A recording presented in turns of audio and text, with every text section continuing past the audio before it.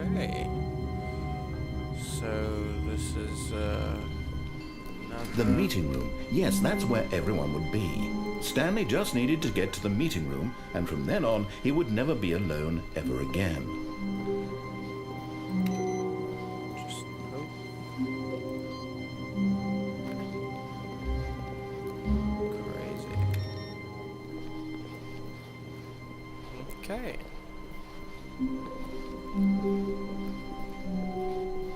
When Stanley came to a set of 2 open doors, he entered the door on his left. I'm gonna keep with left this time. And maybe walk up the stairs. Yet there was not a single person here either. Feeling a wave of disbelief, Don't get Stanley fired. decided to go up to his boss's office, hoping he might find an answer there. Well, Coming to a staircase, Stanley walked upstairs to his boss's office. it's very tempting to not do what you're told. But oh, this is a nice place.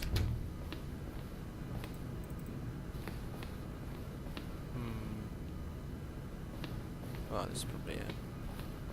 Kind of looks like Mr. Stepping into Burns' his manager's office, Stanley was once again stunned to discover not an indication of any human life. Shocked, unraveled, Stanley wondered in disbelief who orchestrated this. What dark secret was being held from him? What he could not have known was that the keypad behind the boss's desk guarded the terrible truth that his boss had been keeping from him. And so the boss had assigned it an extra secret PIN number, 2845. But of course, Stanley couldn't possibly have known this. Yet incredibly, by simply pushing random buttons on the Incredible. keypad, Stanley happened to input Very the correct random. code by sheer luck. Oh, Amazing. go. He stepped into the newly opened passageway. Might as well.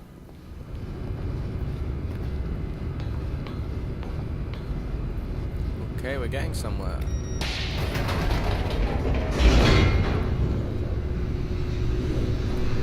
Exciting. Descending deeper into the building, Stanley realized he felt a bit peculiar. It was a stirring of emotion in his chest, as though he felt more free to think for himself, to question the nature of his job. Why did he feel this now, when for years it had never occurred to him? This question would not go unanswered for long. Well, let's hope it answers soon. Stanley walked straight ahead through the Mind large door that control read fac- Mind oh. Control Facility. Ah. Oh. Ah. I'm gonna go. A mind control facility sounds pretty cool. I'm gonna go with that.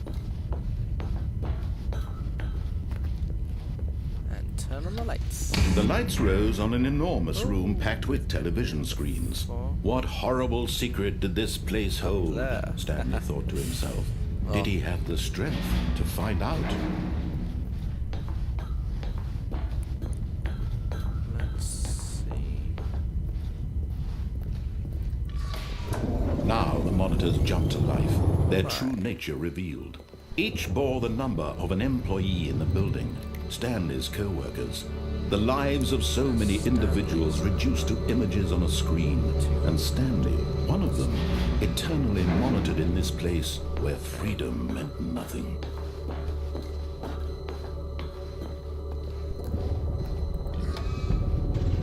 This mind control facility, it was too horrible to believe. It couldn't be true. Had Stanley really been under someone's control all this time? Was this the only reason he was happy with his boring job? That his emotions had been manipulated to accept it blindly? No, Beam me up, he Scotty. refused to believe it. He couldn't accept it. His own life in someone else's control? Never. It was unthinkable. Wasn't it? Was it even possible? Had he truly spent his entire life utterly blind to the world? Okay, this looks But here was the proof. The heart of the operation. Controls labeled with emotions. Happy, or sad, or content, walking, eating, working, all of it monitored and commanded from this very place.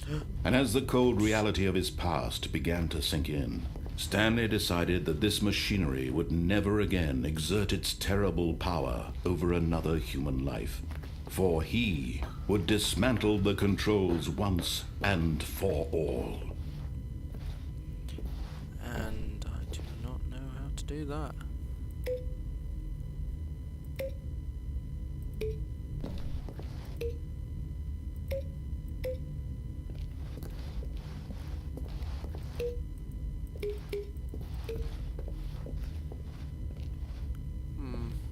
I'll try the power button over there.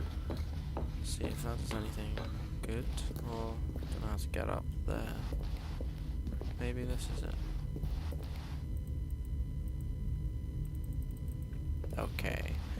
Maybe the big red button over there wasn't a bad idea. Let's give it a try.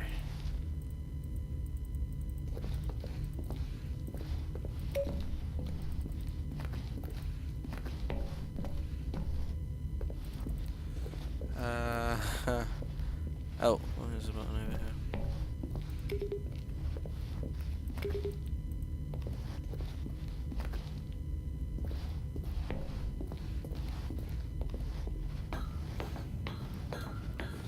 Maybe the power's already on. Okay, here looks like a decision to be made.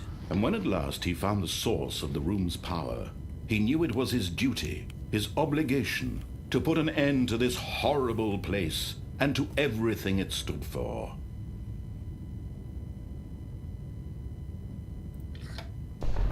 Oh, Stanley, you didn't just activate the controls, did you?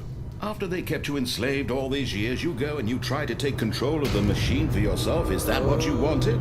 Control? Oh, Stanley, I applaud your effort, I really do. But you need to understand, there's only so much that machine can do.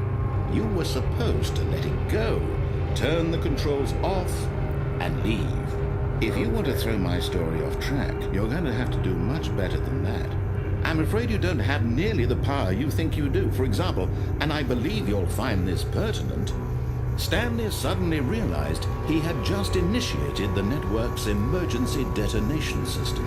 In the event that this machine is activated without proper DNA identification, nuclear detonators are set to explode, eliminating the entire complex. How long until detonation? Try getting out. Let's say 2 minutes. Ah, now this is making things a little more fun, isn't it, Stanley? It's your time to shine. You are the star. It's your story now. Shape it to your heart's desires. Oh, this is much better than what I had in mind. What a shame we have so little time left to enjoy it. Mere moments until the bomb goes off. But what precious moments each one of them is. More time to talk about you, about me, where we're going, what all this means. I barely know where to start. What's that? You'd like to know where your co-workers are? A moment of solace before you're obliterated. All right, I'm in a good mood. You're gonna die anyway. I'll tell you exactly what happened to them. 1. I erased them. 2. I turned off the machine. I set you free. There's 3. Of course, that was merely in this instance of the story. Sometimes when I tell it, I simply let you sit there in your office forever, pushing buttons endlessly and then dying Got a alone. minute to go. Other times, I let the office sink into the ground, swallowing everyone inside, or I let it burn to a crisp. Okay. I have to say this, though. hope I can This do version this. of events has been rather amusing. Watching you try to make sense of everything and take back the control wrested away from you, it's quite rich. I almost hate to see it go. But I'm sure whatever I come up with on the next go-around will be even better. My goodness, only 34 seconds left. But I'm enjoying this so much. You know what? To hell with it. I'm going to put some extra time on the clock, why not? These are precious additional seconds, Stanley. Time doesn't grow on trees. Oh dear me, what's the matter, Stanley? Is it that you have no idea where you're going or what you're supposed to be doing right now? Yes. Or did you just assume when you saw that timer that something in this room was capable of turning it off? I mean, look at you. Running from button to button, screen to screen, clicking on every little thing in this room. These numbered buttons, no, these colored ones, or maybe this big red button, or this door. Everything, anything, something here will save me. Why would you think that, Stanley? That this video game can be beaten? Won? Solved? Try countdown. Do you have any idea what your purpose in this place is? Maybe this is just a trick. Stanley, you're in for quite a disappointment. But here's a spoiler for you. That timer isn't a catalyst to keep the action moving along. It's just seconds ticking away to your death. You're only still playing instead of watching a cutscene because I want to watch you for every moment that you're powerless. To see you made humble. This is not a challenge, it's a tragedy. You wanted to control this world, that's fine. But I'm going to destroy it first, so you can't. Take a look at the clock, Stanley. That's 30 seconds you have left to struggle. 30 seconds until a big boom and then nothing. No ending here, just you being blown to pieces. Will you cling desperately to your frail life, or will you let it go peacefully? Another choice. Make it count, or don't. It's all the same to me, all a part of the joke. And believe me, I will be laughing at every second of your inevitable life from the moment we fade in until the moment I say, happily ever after. Whoops.